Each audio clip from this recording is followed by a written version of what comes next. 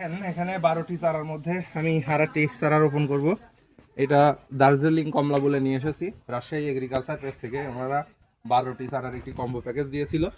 এই চারাটি এখন আমি ছাদ বাগানে রোপণ করব। একটি ছাদের টবে মাটি ভরাট করা আছে, এই চারাটি লাগাবো। আসেন যাই। এই দেখেন ছাদে চলে এসেছি। এটা হচ্ছে ছাদ বাগান। এখানে আমি কিছু আম গাছ লাগিয়েছি। এটা 12 মাসি আম গাছ, পেয়ারা গাছ। আর এই যে টবটা পড়ে আছে, এই টবটাতে আমি এই গাছটি লাগাবো ঠিক মাঝ বরাবর। মাটি যেহেতু ভরে রাখছি আর বৃষ্টি হয়েছে, তারপরে একটু কাদা হয়ে গেছে। দেখেন আজ 3-4 দিন মাটি ভরে রেখেছি, ঘাসও জন্মায়ে গেছে। তো এটাতে আমি দার্জিলিং কমলা চারা লাগাচ্ছি।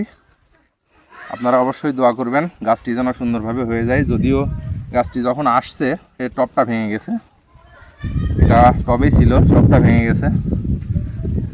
কোরিয়া সার্ভিসে আসছে, আসার সময় আমার একটি আমের চারার মাথাও ভেঙে গেছে।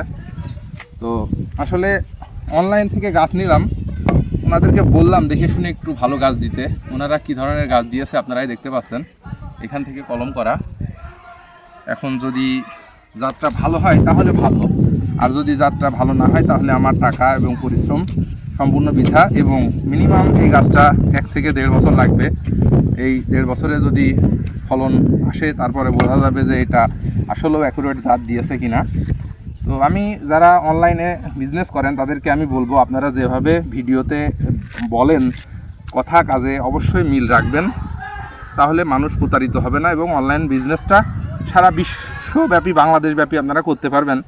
তাহলে আপনাদের সেলটাও ভালো হবে। আর যদি দেখান একরকম করেন আর এক রকম, তাহলে সেটা কিন্তু ভালো হবে না। এই যে আমি এই গাছটি ডাইরেক্ট প্রতিস্থাপন করলাম, যেহেতু টব ভেঙে গেছে, গাছের শিকড়গুলা বেরোয় গেছে। এই যে টবের মাঝ বরাবর আমি এটা সুন্দরভাবে লাগিয়ে দিলাম। যাই হোক, এই গাছটা দোয়া করবেন সবাই যাতে গাছটা অ্যাকুরেট জাতটা হয়। আর নার্সারি মালিকদেরও বলবো, আপনারা একটি গাছ একটা মানুষের স্বপ্ন নিয়ে আপনারা খেলা করবেন না।